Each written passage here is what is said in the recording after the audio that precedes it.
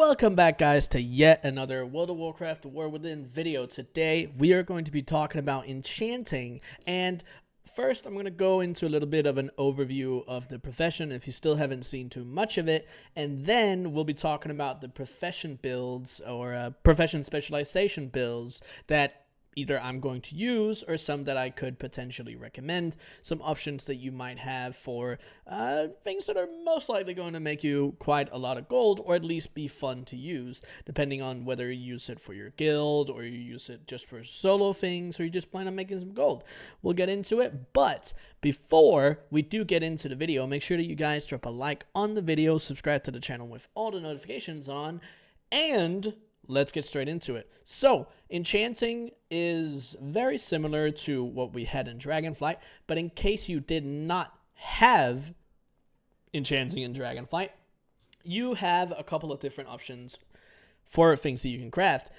As a generalized view, you get to make rods and wands, and the rods are your profession equipment, so those are the ones that you'll be equipping in your rod slot, which is what you need for any kind of enchanting, but this will also give you some profession stats, but we're not here to talk too much about that. Then you also have the option of crafting a couple of different wands, and obviously you can see there's a just two to pick from, a blue one and an epic one. I don't know how valuable these are going to be, because whether or not they actually get put into best in slot builds and things like that is a little hard to tell. And even if they do, if we compare it to Dragonflight, they're not really going to be a main focus of enchanting. And it also takes quite a lot of knowledge points to be able to craft these at a high rank, so you probably don't want to focus on it too much. But the other thing, which is actually a huge part of enchanting, which is, different from what we had in Dragonflight, we have these gleeful glamours. And what these are is they're consumables where you can turn into another race in the game. And as you can see, there's Sundalara Troll, Worgen, Volpera, Void Elf, any of the races in the game. And you can see this particular character is a troll, but if I, for example, wanted my warrior to look like a Lightforged Draenei, I could craft this item, and it says to 20 to 60 minutes, and then I can turn myself into a Lightforged Draenei, which I think that's pretty cool, and it's also something that a lot of people really like using in the game. We know that from toys and everything like that, so this is bound to be a very good market, especially because these are a consumable that it's not a toy that lasts forever. You need actually like multiple versions of these.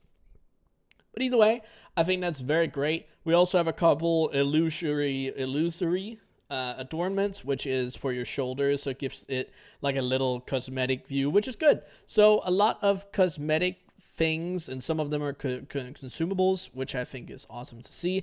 The rest of it is regular enchants for all of your gear, like we've had before. It's for your rings, it's for your weapons, and all of that stuff. They've decided to split it into 3 segments this time around, and we have Nerubian enchantments, we have Arafor enchantments, and Earthen enchantments. It's kind of just like 3 faction segments of what each, I guess, faction would be lore-wise considered good at. That's at least what it seems like they've gone for, the RP aspects of what they call some of these enchants. But in the grand scheme of things, it's just different segments for different focuses on gear enchants. So that's really all it is. We also have mana oils, as you can see here. This is for your weapons, so you can, it's just another consumable, as we've seen many times before in other professions. And then we are looking at enchanted crests again. This is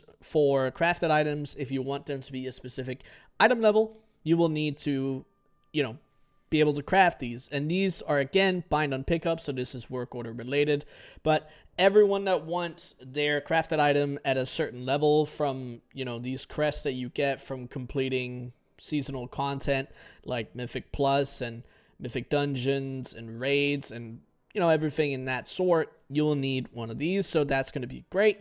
Then you also have 2 finishing reagents, Mirror Powder and Concentration Concentrate. They concentrate Blizzard has really been creative with this one and introducing that into the game. But this one will have you use less concentration when you're concentrating on a craft. And you have Mirror Powder, which increases the amount of multi-craft that you have on consumable items. And this will be good for, you know, everything that procs multi-craft.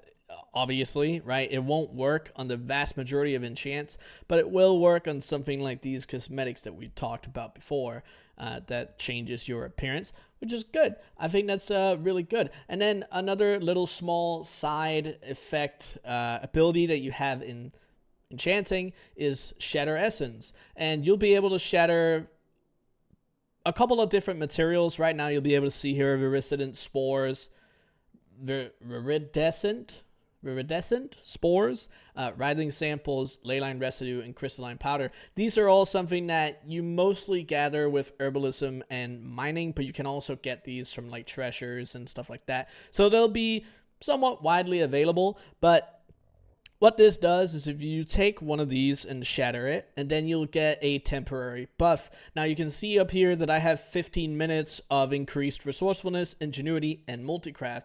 This is impacted by your profession specialization, also the actual total time, the duration of that buff is also not, it doesn't start at 15 minutes, it actually starts at 5. So there's going to be some calculations as to, you know, you take one of these materials and then you look at the profession stats, the amount that you get for the percentages, and you say, okay, well, how much can I craft in 5 minutes, 10 minutes, 15 minutes?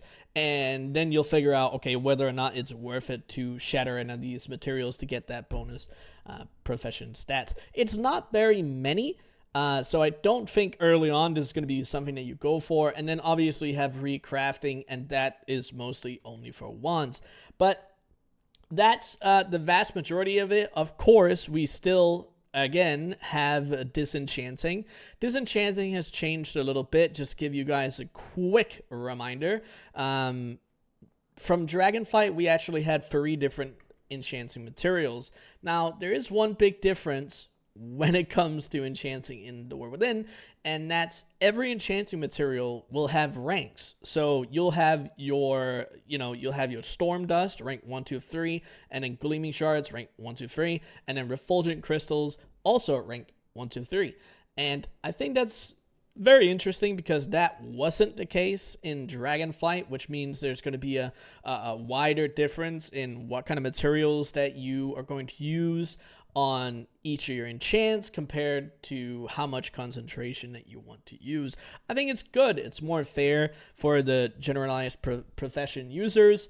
But when we're talking about Disenchanting, it has changed a little bit, and that's what we're going to talk about right now, because we're going into what I am going to use for profession builds, and then I'll talk about a couple of other ones as well.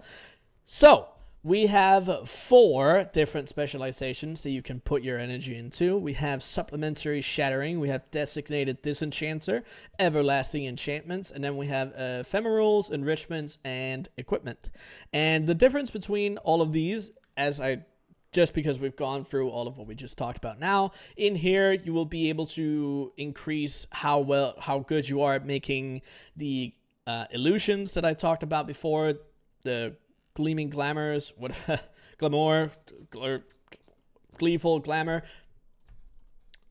We'll find fun names for it. And then you'll also be able to make wands better and your mana oils. I think this particular tree is not something you want to put your energy into, especially early on, no matter what kind of a build you do. If you decide that you want to focus 100% on these Gleeful Glamours, I can understand that.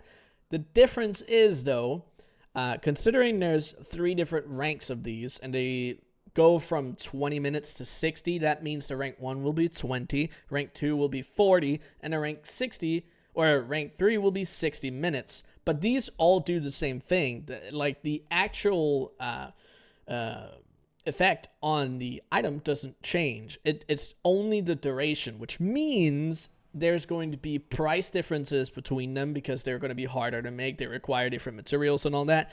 But if the rank 1 is say 1/3 of the cost of the rank 3, then people are still going to buy that rank 1. And we could also see situations where that rank 1 is way cheaper than buying, you know, one rank 3. Like, you could potentially buy 5 or 6 of the rank 1s and have more time in total.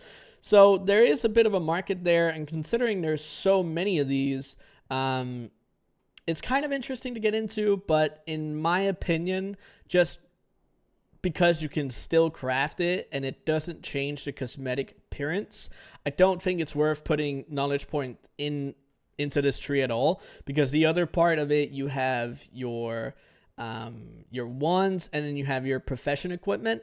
The thing about the profession equipment is, sure, you could get really good at making the rod, so you can get yourself a quality 5 version of, you know, this rod, and it's the best possible thing. You'll have your skill, you have your whatever it is. But here's the thing. There's probably going to be people that are going to do that, so you don't have to do that yourself. And you could also have a situation where, if you don't put any points to it, if you just look at this, obviously early on in the profession, in the expansion, this would be different. But say that you're at like 60 or 70 skill, maybe you can only make this at the beginning, like you're only at just barely push past what you need to make a quality 4 version of this rod. You can use concentration to make a quality 5, right? It does impact how much money you can make from other parts of the profession, but you have some options of not putting all your knowledge points, which are permanent and you cannot change them, into something like this, when you can use your concentration instead. And this is going to recharge, right? You might lose out on some gold for a day or two, or half a day, or however much concentration you end up spending. But just, I think because of that, it's not really worth it at all to go into as like the first thing. But the 3 other things, well, 2, and we're going to go into one first, is Designated Disenchanter. This is going to be where you want to go if and only if you plan on farming a hell of a lot, okay? And this is Mythic Plus, this is open world farms, whatever it is. If you do a lot of content where you get access to a lot of gear that you can disenchant, then this is going to be where you want to go.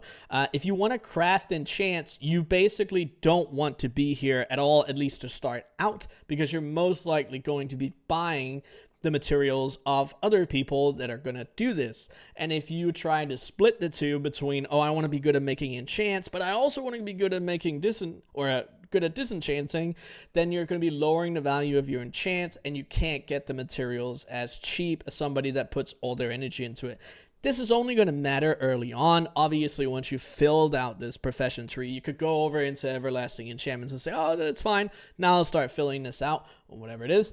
There's also the supplementary shattering, but we'll get into that. The thing about this tree is it increases the skill when you're disenchanting Castlegar equipment, which is just the War Within equipment, and it unlocks the sub-specializations. Now, the difference between these 3 sub-specs is uncommon, and it's rare resourcing, and it's epic. So basically, this accounts for your Storm Dust, uncommon.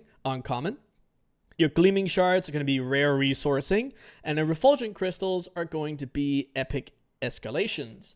So, if you want to be better at making either, Storm Dust, Gleaming Shard, or Refulgent Crystals as the first thing, that's where you want to go. So if you know you're going to do a lot of dungeons at a high level, and you're going to have access to a lot of epic equipment, it might be worth putting points into this to start, depending on how fast you can actually collect your knowledge points. And the same thing goes for whatever materials that you need. But in a grand scheme of things, you're going to end up using a total of 120 points in here.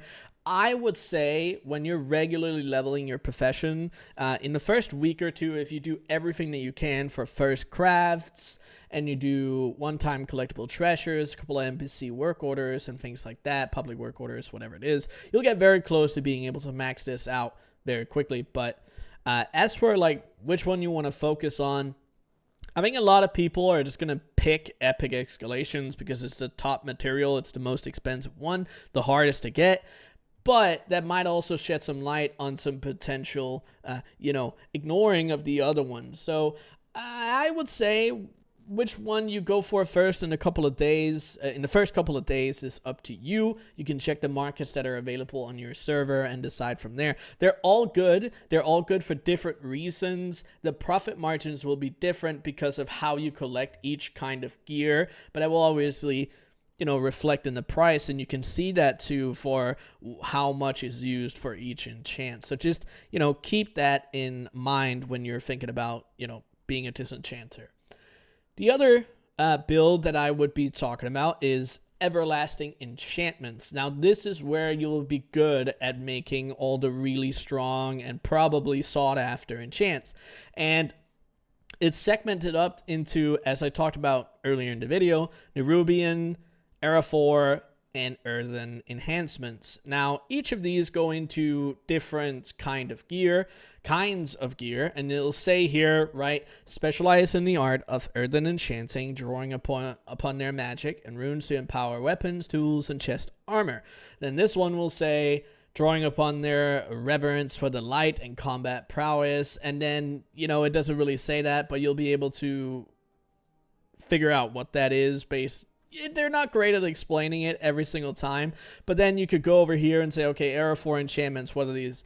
Okay, we got a weapon one, we got a weapon one, we got another weapon one, and then we got radiance. These are all rings, right? And then you got a pair of boots, you got some boots, and then you got glimmering again. So you got rings, boots, and weapons. That's most of what it seems like for Era 4, which is good, right? Because then over in Earthen, you have weapons, tools, and chest armor, and then you have your boots, rings, and weapons. And then for Nerubian novelties, this will go into, again, there's going to be some ring enchantments, and you can look at that over here as the same thing. You have bracers for the chants, right? You have a couple of cloaks, you have a weapon enchant, you have a couple of ring enchants, and then you have whispers, which are for different kinds of stuff. You can see bracers and cloaks. The difference in between these, because you can see there's some overlaps with some ring enchants and things like that, is they all provide different effects, right? And some of the stats that are given, some of the stats that are used in these are all different. So figuring out which one to focus on when it comes to this, I would recommend looking at best in slot builds for top rating guilds or world first raiders and things like that, because the ones that those people are going to use, or if you look at like a top 100 top rated people in Mythic Plus, then you'll be able to figure out what people are actively looking for.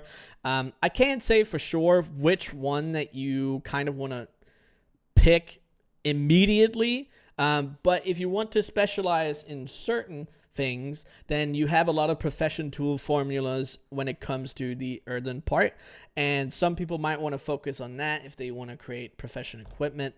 But for everything else, it's very specialized for on use and, in that sense. But I think the only thing that really matters is that you can see here in Earthen enchantments that you have the deafness, finesse, ingenuity, perception, and resourcefulness.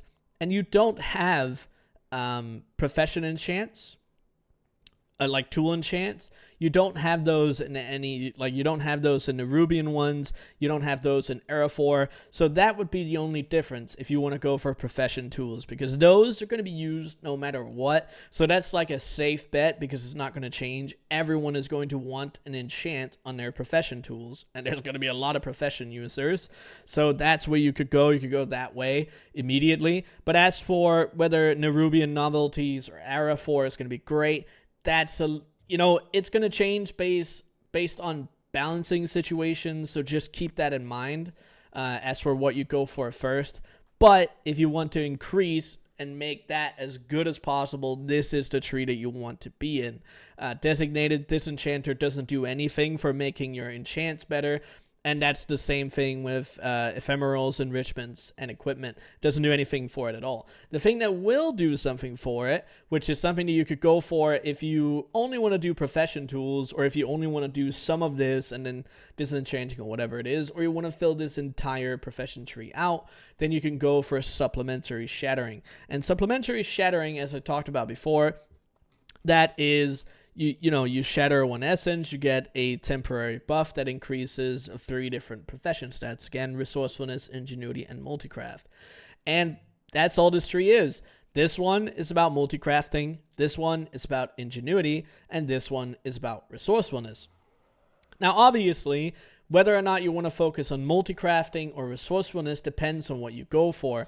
If you're focusing on crafting a lot of enchants, you can't multi-craft enchants, which means the only thing that matters there would be ingenuity and also resourcefulness. But whether or not you pick ingenuity or resourcefulness kind of depends on the ranks that you create, because if you're using very high ranked, like rank 3 materials in something, then you probably want the chance to get some of those materials back because they're very expensive. But if you're using a lot of concentration on making that higher rank, you probably also want as high of a proc chance to get some of that concentration back. This all depends on how you want to do that and how you have all of your setups put together, because it's going to be very hard to decide which one is worth it, because concentration is going to be worth very different amounts of gold to different people depending on how they play and how much time they have to play each day. But I would say, considering that concentration is a very limited resource, right now you have, as the most recent update, you have 1,000 of it, and this will take, as far as I could tell, it takes about 3 minutes per point to recharge. So it's quite a lot of time to actually recharge the whole thing, because obviously it can't go over 1,000, which is important to remember. But if it's 1,000 times 3 minutes, that's like a little over 2 days for that full thing to recharge. And if you're planning on crafting like hundreds of enchants, you will not have enough concentration. So I think resourcefulness is the better one to go for if you plan on really sticking with the market throughout the day. At least if you're picking and choosing for where to put 30 points immediately. It kind of depends, because you have your ingenuity tree right here. So if you're doing enchants, resourcefulness or ingenuity, I would probably pick resourcefulness first, and then I would go into ingenuity. Considering multicraft doesn't matter for enchants at all, then that doesn't matter. Again, if you are one to go into the consumables and you're doing the illusions, you're doing the gleeful glamours and things like that, then you want to put your points into multicrafting, because that's like where that'll matter. You can see here that multicraft procs on this item, so you could craft multiple versions of this item when you're crafting something. That's what multicraft does. So that's where you would want to go if you're focusing on that. When it comes to disenchanting, if you're only disenchanting and you're using that, again, none of the other trees do anything else for disenchanted, which is probably also why they call this a designated disenchanter. But yeah, that's most of what you can do with the profession. There's probably a couple other things that you could focus on, but that's the general idea.